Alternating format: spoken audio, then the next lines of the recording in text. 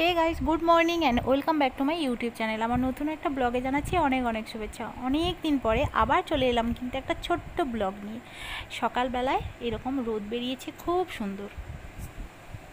তখন ওই 6:40 মতো বাজে, আর এখন বাজে সকাল 7টা। দেখো কিভাবে মেঘ হয়ে এসছে। আজকের প্রকৃতির কতগুলো রূপ দেখলাম। সকালবেলা ঘুম থেকে উঠে দেখি সূর্য একদম মাথার ওপরে না, মানে 6টার সময় যেরকম সূর্য ওঠে আর কি, সূর্য উঠেছে ভালো। তখন কিন্তু এরকম মেঘ ছিল না, যেই 7টা বাজলো অমনি দেখলাম এরকম মেঘ হয়ে রয়েছে আকাশে। আমাদের বাড়ির ঠিক সামনে অনেক থানকুনি হয়েছে, এই যে দেখতে পাচ্ছ কত থানকুনি হয়ে আছে। থানকুনি খাওয়া পেটের পক্ষে খুবই ভালো, তাই থানকুনি প্রায় আমরা খেয়েই থাকি। আমরা তো অনুকূল ঠাকুরের দীক্ষিত, শুধু অনুকূল ঠাকুরের দীক্ষিত বলে তাই নয়, অনেকেই কিন্তু এই থানকুনি পাতা খেয়ে থাকে। আর থানকুনি কিন্তু স্বাস্থ্যের জন্য খুবই ভালো। থানকুনির বাটা, থানকুনির বড়া, অনেক কিছু রেসিপি থানকুনি দিয়েই করা যায়। তো যাই হোক, ব্রাশ করার পরে এরকম গোটাকুচ্ছ থানকুনি তুলে খেলাম। তোমরা অবশ্যই থানকুনি তুলে খেও।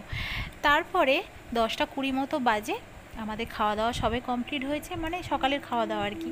খাওয়া দাওয়া কমপ্লিট হয়েছে এমনি, তো তখনই দেখলাম হঠাৎ করে বৃষ্টি শুরু হয়ে গেল। দেখো, সকালে রোদ, তারপরে মেঘাচ্ছন্ন আকাশ, তারপরে আবার ফের বৃষ্টি।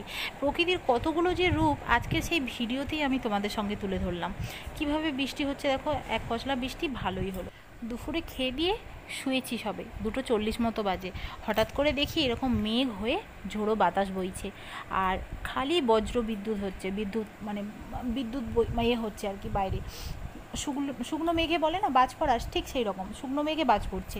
একটু বৃষ্টি হচ্ছে না, অথচ বাইরে কিন্তু খুব বজ্র বিদ্যুৎ হচ্ছে, বিদ্যুৎপাত হচ্ছে, আর এরকম ঝোড়ো বাতাস। তারপরে যদিও বৃষ্টি হয়নি।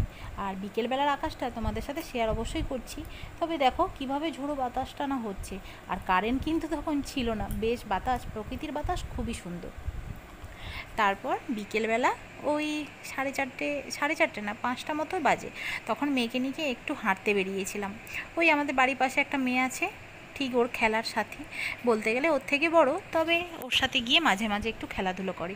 আর আমার মেয়ে একটু ছাগল প্রিয়সী, মানে ছাগল দেখলেই তার সাথে খেলতে আরম্ভ করে। তো ওরা তো ছাগল পোষে, ওদের ছাগল আছে অনেক। ওই দেখো দূরে ছাগলগুলো, ওই ছাগলগুলোর সাথে খেলতে যায়, আর ছাগলগুলোকে দেখলে খুব মজা পায়। সেই জন্য ওকে বিকেলবেলা করে এরকম একটু ঘুরতে নিয়ে যেতে হয়। তো এখন আকাশটা দেখতেই পাচ্ছ, মানে পরিবেশ একদম শান্ত, গাছের পাতা একটু নড়ছে না। আমার মেয়ে যে গাছে বসে আছে নিম গাছটায়, ওটাই একটু নড়ছে, মানে ওরা নাড়াচ্ছে আর কি, আর কিছু না। কিন্তু একটা গাছের পাতা নড়েনি। আকাশটা দেখো কীরকম থমথমে একটা ভাব, হয়তো রাতে প্রচুর বৃষ্টি হবে। যাই হোক, আজকের ভিডিওটা এতটাই।